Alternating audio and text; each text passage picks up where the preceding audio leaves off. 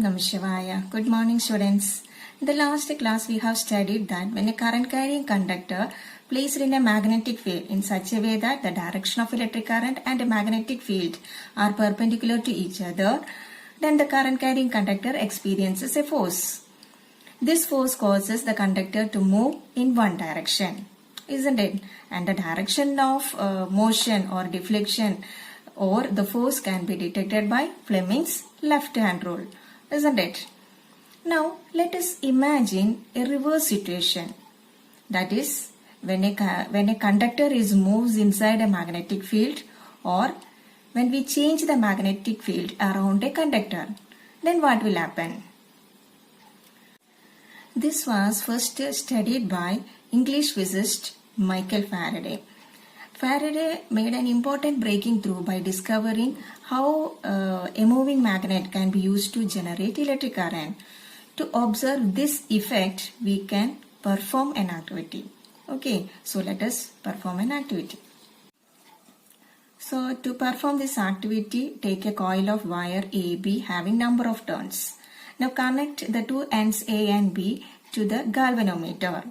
This galvanometer is a device which helps to detect the current in the circuit. The pointer remains at 0 if 0 current is flowing through the circuit. When the current flows through the circuit, the pointer deflects either to the left or to the right depending on the direction of current. Okay, now take a strong magnet with its north pole move towards the end B of the conductor. You can see the needle of the galvanometer shows momentary deflection. That means it moves towards right.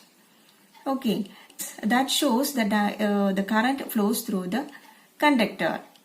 Okay, that means when we move the north pole of the magnet towards the end of the B, the needle of the galvanometer shows deflection to the right. So that shows a current flows through the conductor AB. Now withdraw the north pole of the magnet away from the conductor. Now you can see a momentary deflection towards left, opposite to the first one. Okay, so when we withdraw the north pole of the magnet, we can see a deflection, a momentary deflection towards left. Now held the magnet stationary, then the pointer shows zero deflection. That means there is no current in the circuit or in the coil AB. Okay, now fix the magnet at one point and move the end B of the coil towards the magnet or towards the north pole of the magnet. You can see the galvanometer shows deflection, or needle of the galvanometer shows deflection to the right. Now move the end B of the coil away from the north pole of the magnet. So you can see a momentary deflection towards left. That means the needle of the galvanometer shows deflection towards left. Okay. Now we can also check by moving the south pole of the magnet towards the end of the B and then withdraw away from the end of the B and also held stationary. So in all cases we can see the direction of deflection is opposite to the first case.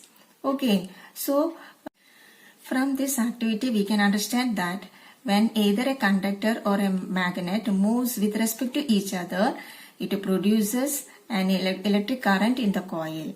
When both the magnet or the conductor held stationary, there is no deflection in the galvanometer, hence there is no current in the circuit.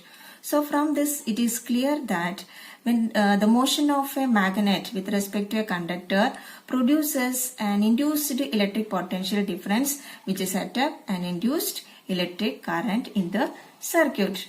Now we can perform another activity.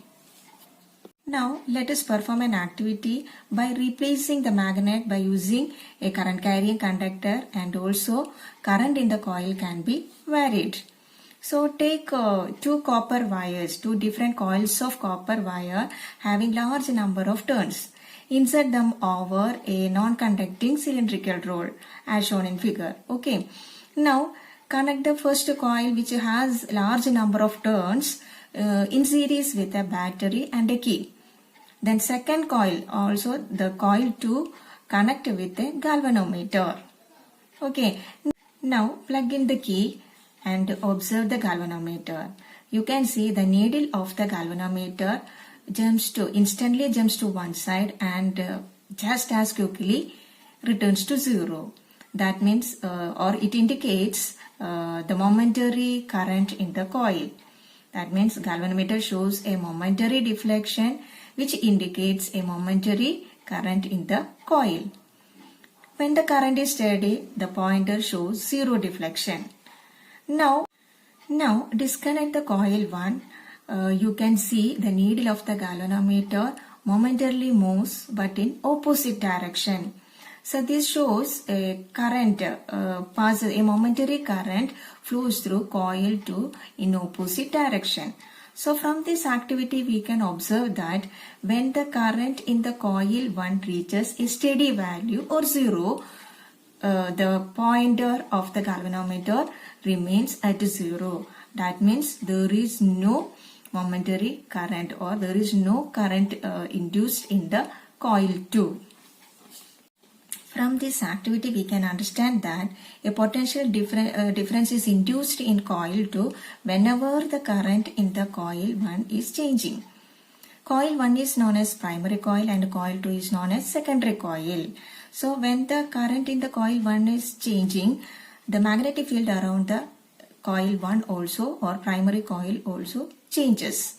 Thus change in the magnetic field around the secondary coil also change. So the change in the magnetic field around the secondary coil cause an induced current in the secondary coil. That means in coil 2. Okay, thus and current can be induced in a conductor either by moving the conductor inside a magnetic field or change the magnetic field around the conductor. Okay, then the induced current is maximum when the direction of motion and the magnetic field are perpendicular to each other. So the direction of induced current can be detected by a simple rule called Fleming's right hand rule. So stretch 3 fingers, the forefinger, middle finger and thumb in such a way that they are mutually perpendicular to each other. Then the forefinger points in the direction of magnetic field and the thumb shows the direction of motion. Then the middle finger shows the direction of induced current. So stretch 3 fingers in such a way that they are mutually perpendicular to each other. Then the forefinger or index finger shows the direction of magnetic field. The thumb points in the direction of force or motion. Then the middle finger shows the direction of induced current. So this is known as Fleming's right hand rule.